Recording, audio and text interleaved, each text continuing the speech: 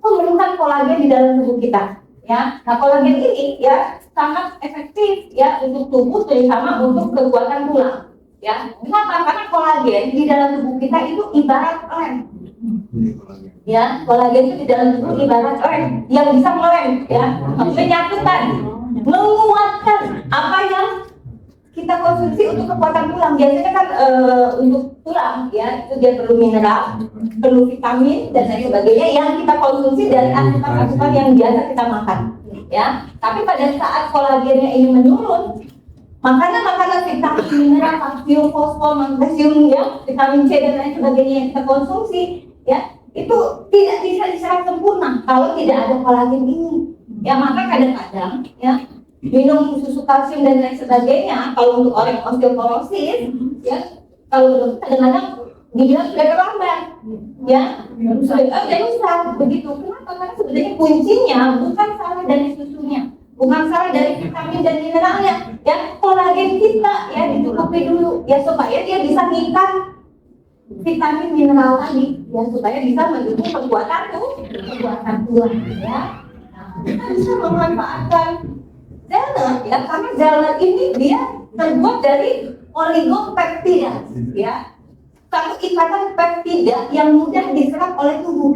Ya, kita tahu ya secara ilmunya peptida ini adalah molekul aktif yang ada di dalam tubuh kita, ya, yang bisa memberikan fungsi-fungsi fisiologis, ya, termasuk membantu produksi peptide kolagen, membentuk peptide kolagen.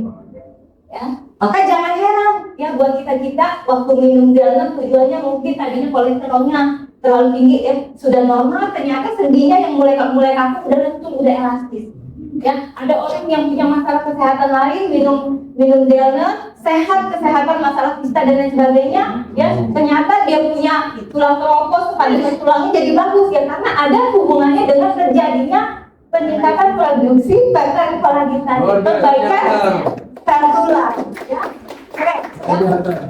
Nah, kita lihat lagi ya, saat produksi kolagen tubuh menurun, maka sebaik-baiknya nutrisi, ya, peptide, karena peptide ini ya tidak ada bandingannya, ya, masuk ke dalam tubuh kita, dia akan membentuk apa yang kita butuhkan, ya, seperti itu. Jadi beda kalau kita mengkonsumsi functional food yang lain, lebih ke part-partnya aja, misalnya antioksidannya aja, ya kan, khususan, jadi ada khusus. Kalau peptide dia masih kompleks masuk, ya, dia menyesuaikan tubuh. Oh, Bu Farida dia perlu peptide kolagen. Oh, Bu Rahma dia perlu peptide lunasin, gitu. Jadi dia akan membentuk, walaupun tidak menutup kemungkinan, ya, buat kita semua, ya, bisa terjadi fungsi fisiologis yang kompleks, ya. Jadi memang dia sifatnya seperti itu. Ya, keren banget nggak? Keren.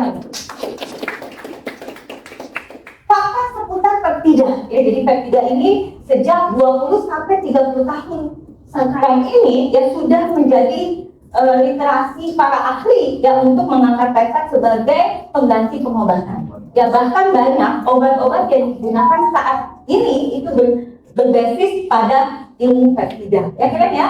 Nah, pada tahun 1902 ya ini sudah mulai terjadi penemuan peptide ya, di mana Bapak Belis dan Salim, ya ini dulu tetangga gitu ya, saya baru lahir, tetangga nenek moyang, ya, menemukan peptida di dalam tubuh manusia, ya, dan sehingga dia mendapatkan penghargaan Nobel.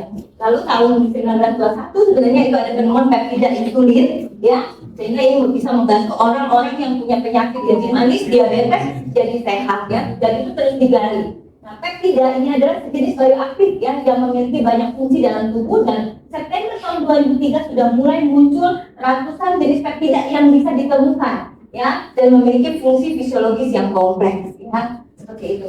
No life without peptida, ya, tidak ada kehidupan tanpa peptida, ya, karena memang ini bahan ya untuk bahan untuk mengaktifkan sel, ya, bahan untuk meregenerasi sel, ya, dan bahan untuk maintenance, ya, untuk menjaga sel supaya tetap sehat, ya, terhindar dari kerusakan yang masif akibat perjalanan hidup kita. Tepuk tangan dong, peptida. Kita lihat tadi, bioaktif peptida ya ini akan membantu untuk kesehatan sendi dan tulang. Ya, hal ini dikarenakan ya sudah banyak peneliti-peneliti yang menemukan ya peran aktif peptide terhadap jaringan ikat jaringan persendian, ya, dan lain sebagainya. Kita lihat, ya. Ini hasil penelitian yang disampaikan para ahli bahwa peptide kolagen, ya, memiliki efektivitas terhadap sendi dan tulang yang pertama. Ya, dia akan membantu untuk meningkatkan kesehatan sendi, ya, karena kolagen ini akan membantu memelihara integritas, elastisitas sendi, ya, supaya elastis, bisa digerakkan, ya, nggak kaku-kaku. Yang kedua, dia akan membantu mengurangi nyeri sendi.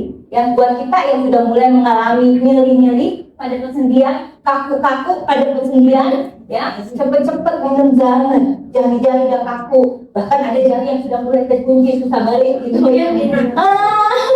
Ya, minum jangan, ya. Dan yang ketiga, bisa membantu untuk meningkatkan kepadatan tulang, ya.